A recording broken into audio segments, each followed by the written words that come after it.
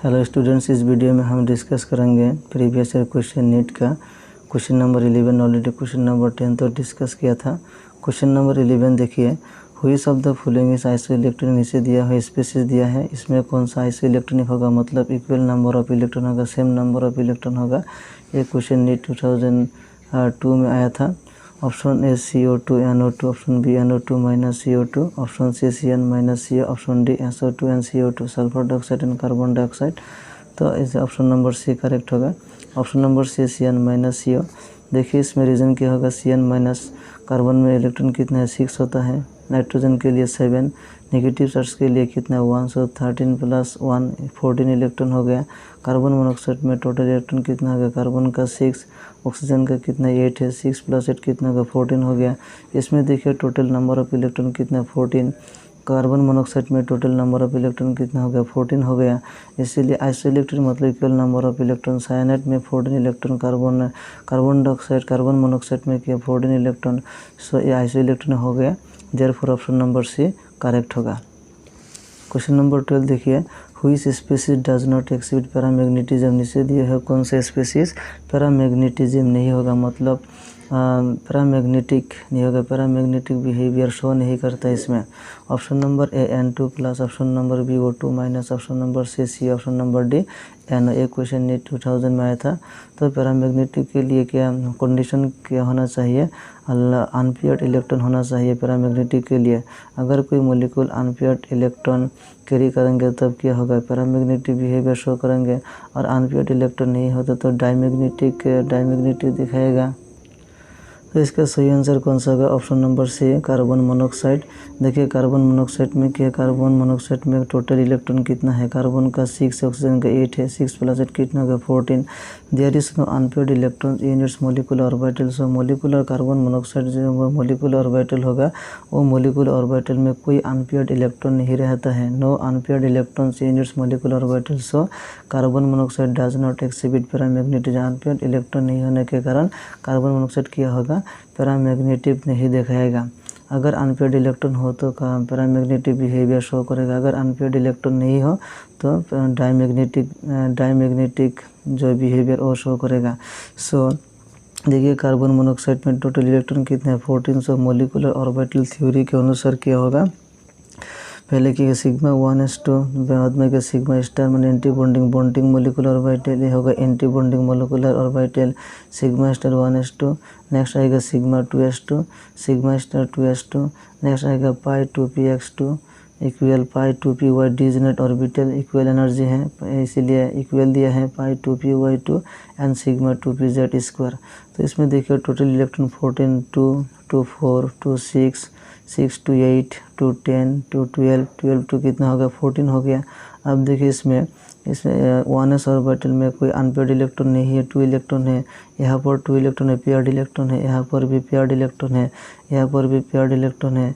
पाई 2px में 2 electron मतलब ए pairing हो गया, पाई 2p में पेयरिंग ऑर्बिटल है, सिग्मा 2pz ए भी पेयरिंग ऑर्बिटल है, इसीलिए इस मोलिकुलर ऑर्बिटल में कोई अनपेयर्ड इलेक्ट्रॉन नहीं है, इसीलिए क्या होगा, ये पैरामैग्नेटिक शो नहीं करेगा। ऑप्शन नंबर सी करेक्ट होगा। क्वेश्चन नंबर 13 देखिए, which of the following has the minimum bond length, minimum bond length होगा, बॉन्ड लेंथ मतलब बॉन्ड डिस्टेंस एटम के बीच सेंटर जो न्यूक्लियस होता है वो न्यूक्लियस एक एटम का न्यूक्लियस दूसरे मोलिकुल के दूसरे एटम का न्यूक्लियस के बीच जो डिस्टेंस होता है वो बॉन्ड डिस्टेंस और bond length. So which of the following has the minimum bond length minimum होगा। ये क्वेश्चन नीट 2011 में आया था। Option number A O2+, option B O2 minus, option C O2 minus, option D O2 से। देखिए bond length निकालने के लिए, बॉन्ड लेंथ का जो कॉन्सेप्ट है वो निकालने के लिए बॉन्ड ऑर्डर के बारे में बात करना होगा, बॉन्ड ऑर्डर निकालना होगा। Bond order and bond length का रिलेशनशिप है, बॉन्ड ऑर्डर जितना ज़्यादा होगा और बॉन्ड लेंथ कम होगा, तो यही है रिलेशनशिप। मिनिमम बॉन्ड लेंथ मतलब बॉन्ड ऑर्डर ज़्यादा होने से बॉन्ड लेंथ क्या होगा, मिनिमम होगा। सो बॉन्ड ऑर्डर मैक्सिमम मतलब bond length minimum, and bond order minimum मतलब बॉन्ड लेंथ मैक्सिमम। सो देखिए ऑक्सीजन O2+ में बॉन्ड ऑर्डर कितना होता है, ऑक्सीजन में टोटल इलेक्ट्रॉन क्या है वो काउंट करना होगा। सो ऑक्सीजन 16 - 1 ऑक्सीजन 8 प्लस के लिए क्या होगा, माइनस करना होगा 16 - 1 15। सो 15 के लिए बॉन्ड ऑर्डर क्या होता है 2.5 होता है। ये शॉर्ट ट्रिक्स ऑलरेडी मैं डिस्कस किया था, अगर आप लोग नहीं दिखा तो देख लेना। जो बॉन्ड ऑर्डर का शॉर्ट ट्रिक में बताया था। सो बॉन्ड ऑर्डर अगर atomic total number of electron 15 होगा तो बॉन्ड ऑर्डर कितना होता है 2.5 होता है। ओके, देखिए इसमें यह है बॉन्ड ऑर्डर, इसमें टोटल नंबर ऑफ इलेक्ट्रॉन कितना है 15। सो बॉन्ड ऑर्डर कितना होगा 2.5 होगा इसमें। ओके, सो 2.5 हो गया। O2 माइनस में देखिए O2 टोटल इलेक्ट्रॉन कितना हो गया 16 + 1 माइनस के लिए +1 करना होगा। सो 17 के लिए देखिए बॉन्ड ऑर्डर कितने 17 के लिए 1.5 हो रहा है 1.5। ऑप्शन सी O2 2 माइनस में टोटल वैलेंस इलेक्ट्रॉन ऑक्सीजन 16 + 2 होगा, 2 नेगेटिव चार्ज इसीलिए इसमें +2 करना होगा। सो 18 इलेक्ट्रॉन। सो 18 के लिए क्या होता है 1.0। सो बॉन्ड ऑर्डर कितना होगा 1.0 होगा इसमें। ऑप्शन डी देखिए O2 ऑक्सीजन मोलिक्यूल O2 में टोटल इलेक्ट्रॉन कितना है 8 + 8 16 हो गया। सो 16 के लिए बॉन्ड ऑर्डर देखिए 16 के लिए बॉन्ड ऑर्डर कितना होता है 2.0 होता है। तो अब देखिए इसमें बॉन्ड ऑर्डर का जो वैल्यू यहाँ पर 2.5, यहाँ पर 1.5, 1.0, 2.0। तो इसमें हुई शब्द क्वेश्चन में क्या पूछा है, हुई शब्द following has the minimum bond length. So minimum bond length होने के लिए मैक्सिमम बॉन्ड ऑर्डर होना चाहिए। सो बॉन्ड ऑर्डर 2.5, यहाँ पर बॉन्ड ऑर्डर की जो ज़्यादा है O2 प्लस में बॉन्ड ऑर्डर ज़्यादा है 2.5 है। सो 2.5 इसमें बॉन्ड ऑर्डर ज़्यादा है, इसीलिए इसका बॉन्ड लेंथ क्या होगा मिनिमम होगा, क्योंकि बॉन्ड ऑर्डर जितना ज़्यादा होता है बॉन्ड लेंथ इतना कम होता है। सो इसीलिए option number A O2 plus correct होगा। क्योंकि देखिए bond order increases bond length decreases, जब बॉन्ड ऑर्डर इंक्रीज होता है बॉन्ड लेंथ क्या होता है डिक्रीज होता है। ये आप लोग लिख लीजिए। So option number A correct होगा। क्वेश्चन नंबर 14 देखिए decreasing order of stability of oxygen O2 O2 plus and O2 2 इस मतलब डिक्रीजिंग ऑर्डर ऑफ स्टेबिलिटी का जो डिक्रीजिंग ऑर्डर वो निकालना है। ये क्वेश्चन नीट 2015 में आया था। देखिए ये क्वेश्चन बॉन्ड ऑर्डर के साथ रिलेटेड है। इसमें बॉन्ड ऑर्डर के साथ स्टेबिलिटी, बॉन्ड ऑर्डर जितना ज़्यादा होता है स्टेबिलिटी उतना ही ज़्यादा होता है। तो ये कॉन्सेप्ट यहाँ पर आएगा। सो बॉन्ड ऑर्डर देखिए पहले ऑक्सीजन में 8 + 8 16 के लिए क्या होता है 2.0। O2 माइनस में 17 के लिए बॉन्ड ऑर्डर कितना होता है 1.5। O2 प्लस के लिए बॉन्ड ऑर्डर कितना 15 के लिए बॉन्ड ऑर्डर कितना होता है 2.5। O2 2 माइनस में टोटल इलेक्ट्रॉन कितना है 18 के लिए बॉन्ड ऑर्डर कितना है 1.0। सो इसमें देखिए बॉन्ड ऑर्डर 2.0 1.5 2.5 1.0। सो इसमें बॉन्ड ऑर्डर इसमें ज़्यादा है O2 प्लस में। सो बॉन्ड ऑर्डर जितना ज़्यादा होगा स्टेबिलिटी उतना ही ज़्यादा होगा। सो O2 प्लस का स्टेबिलिटी ज़्यादा होगा। तो देखिए इसमें O2 plus option number D में देखिए दिया है O2 प्लस। O2 ये तो नहीं होगा, इसे कैंसिल हो जाएगा। O2 2 - ए भी तो नहीं होगा, इसे कैंसिल हो जाएगा। O2 ए भी नहीं होगा। सो ऑप्शन नंबर डी ही करेक्ट होगा। सो O2 प्लस क्योंकि O2 प्लस का बॉन्ड ऑर्डर कितने देखिए 2.5। सो 2.5 मतलब बॉन्ड ऑर्डर ज़्यादा है, इसीलिए जो बाद में दिया O2 का बॉन्ड ऑर्डर कितना है 2.5 से कम कितना O2 2.0 2.0 से ज़्यादा कौन 1.5 1.5 से कम 1.0, इसीलिए ये होगा decreasing order of stability of the molecules. Option number D correct होगा। देखिए इसमें रीज़न क्या है, bond order is directly proportional to stability. ये शॉर्ट ट्रिक्स लिख लेना। बॉन्ड ऑर्डर क्या होता है स्टेबिलिटी का डायरेक्टली प्रोपोर्शनल होता है, मतलब बॉन्ड ऑर्डर जितना ज़्यादा होता है स्टेबिलिटी उतना ही होगा। बॉन्ड ऑर्डर कम होगा तो स्टेबिलिटी कम होगा, बॉन्ड ऑर्डर ज़्यादा होगा तो स्टेबिलिटी ज़्यादा होगा।